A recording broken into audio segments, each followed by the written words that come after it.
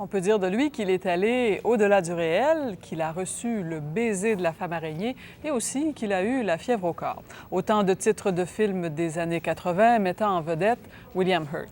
Ce comédien s'est éloigné de Hollywood. Il a pris ce qu'on peut appeler une sorte de distance critique et il s'est pris aussi d'affection pour le Québec. Vous l'avez peut-être vu récemment dans le téléroman La rivière des Jérémies. Vous pourrez aussi le voir dans le prochain film de Léa Poul, Mariposa Azul. William Hurt est à Montréal pour préparer la sortie en DVD du film Le baiser de la femme araignée, un film qu'il a tourné, ça fait déjà un certain temps, en 1985. Stéphane Bureau l'a rencontré. William Hurt, bonjour. Bonjour. Ça fait rudement plaisir de vous voir. Merci beaucoup et vous aussi. Vous êtes à Montréal depuis quelques jours. Est-ce que vous y êtes bien? Oui, toujours. Quand je suis à Montréal, je me sens très, très bien. De plus en plus. Oui, vous commencez à découvrir la place un peu? Oui, je me souviens l'autre jour, quand je suis venu de tournage, il y avait beaucoup de trafic bouché dans quelques grandes avenues. Je m'ai trouvant une autre route, et j'ai reconnu toutes les rues, et donc je m'ai pensé comme... vous connaissez votre plus ville. Plus qu'un étranger, quoi. Voilà. Je constatais tout à l'heure que vous étiez à faire le commentaire audio du baiser de la femme araignée pour le DVD. Ouais. Et ça me chicotait, ça me picotait cette question. 20 ans plus tard, est-ce que les bons films sont comme les bons vins? Est-ce que c'est meilleur? 19 ans. 19 ans.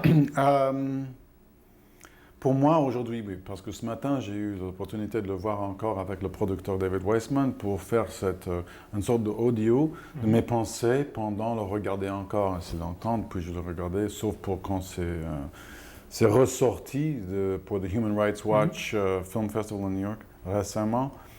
Et un film comme ça, absolument, parce que il y avait de la passion, de vraie passion. Et quand vous vous regardez 19 ans plus tard, et non pas 20, donc on ne va pas vous vieillir inutilement, vous avez l'impression d'avoir beaucoup changé comme acteur? En principe, non, pas du tout.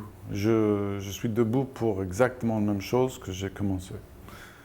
Je parle continuellement, je me trouve parlant continuellement de mon besoin de plus de temps pour préparer, plus de conviction, du support de la production en me dirigeant vers le target de nos patients.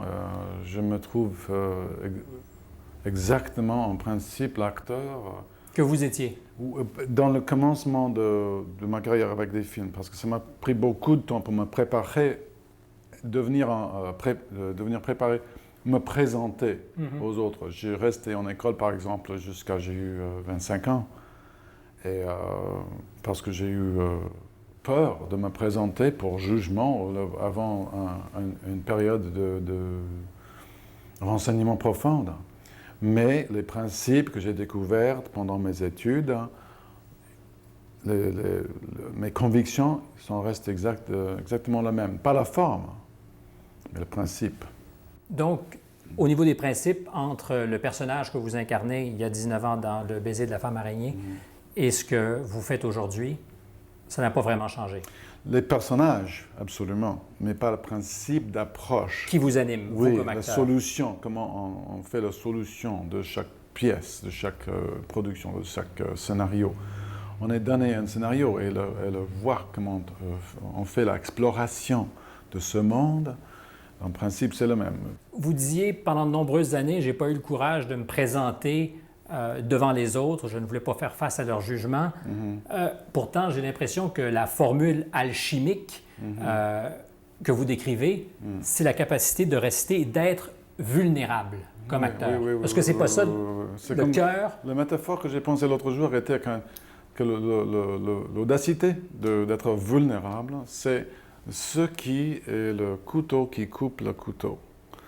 Parce qu'il y a un couteau qui vient à ta visage, et c'est le couteau de réputation, de conscience de soi, d'embarrassement, de jugement des autres, toutes les choses qui prennent courage à battre.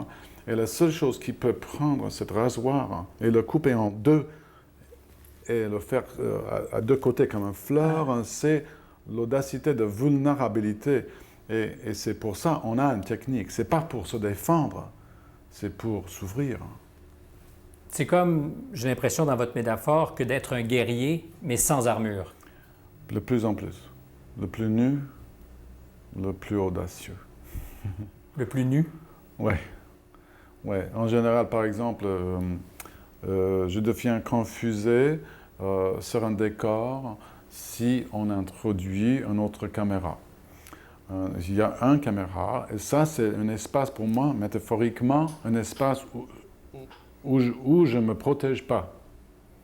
Ça, c'est la région où je ne pense pas. Je ne me protège pas, je n'ai pas une défense. C'est mon cercle nu. Et vous êtes ouvert à cette caméra? Pas à, mais dans cet espace. Je ne juge pas cet espace, parce que je ne veux pas dire ce que tu devrais penser, ce que tu devrais sentir.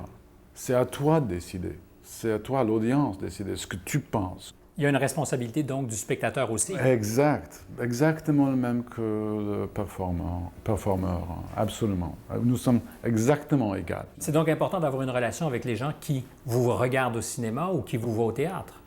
Une certaine responsabilité dans un certain niveau. C'est pour ça que je divise, ou je sépare la différence entre ce que je offre aux audiences pour être jugé ou rejeté comme ils veulent, et une autre métaphore, la métaphore de ma vie personnelle, par exemple, que je n'offre pas sur un plateau pour être jugé. Mais quand ils croisent la frontière entre caractère et personnalité, moi, je deviens inconfortable. Je ne suis pas confortable avec cette assumption. Par exemple, quand je suis devenu fameux, une chose très angoissante pour moi, très insultante, j'ai trouvé. J'ai marché dans la rue, par exemple, et il y avait quelqu'un qui était « Hey, Bill !» Et automatiquement, j'ai tourné ma tête parce que tout le monde est égal. On cherche un ami, on cherche quelqu'un intime. Et ils ont dit « See, I told you ». It was Bill. Sans rien me dit. Même pas bonjour. Rien, mais... Pas bonjour, pas rien. « See, I told you ». Tu vois, je vous ai dit « Gotcha ». Et on m'a forcé la tête de tourner avec ma intimité. On m'a insulté comme ça. Et donc, j'ai changé mon nom à William. Donc, si vous allez me prendre comme ça, vous allez dire 3 choses. William. Plus compliqué. Un peu plus compliqué. Il faut faire un effort. Ouais. Pourtant, c'est souvent le prix à payer aujourd'hui.